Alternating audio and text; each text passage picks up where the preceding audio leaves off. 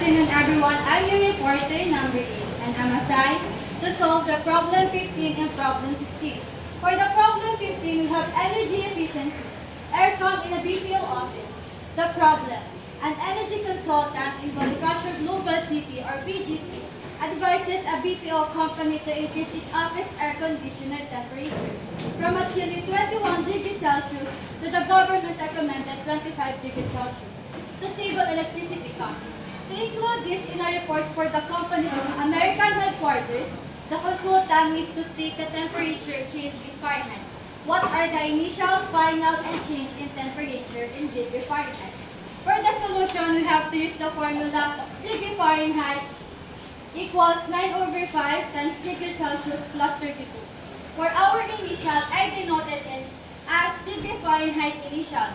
Degree Fahrenheit initial equals 9/5 times 21 degrees Celsius from this plus 32.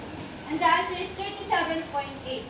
From 37.8 plus 32, the answer is 69.8. And for our initial, we have 69.8 degree Fahrenheit. And for our final, I denoted it as degree final.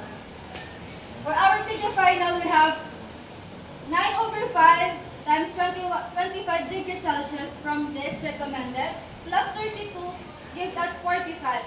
45 plus 32 equals to 77.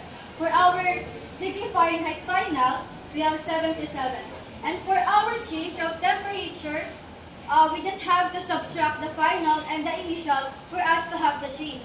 For our final 77 degree Fahrenheit minus 69.8 degree Fahrenheit gives us approximately 7.2 degree Fahrenheit. For our number 16 problem, we have health and safety, checking for a fever. A problem: a mother in Cebu is worried her child might have fever. Their family has a digital thermometer sent by a relative from the USA, which reads the child's temperature as 100.4 degree Fahrenheit.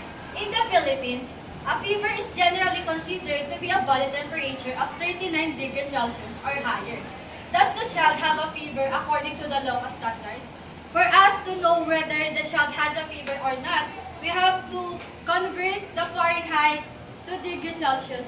For the formula, we have degrees Celsius equals 5/9 times degree Fahrenheit minus 32. Degree Celsius equals 5/9 times 100.4 degree Fahrenheit equals minus 32. Degree Celsius equals 5/9 times 68.4 gives us degree Celsius 38. For the answer, according to the local standard, it states that the child does have a fever because the child has 38 degrees Celsius. Thank you.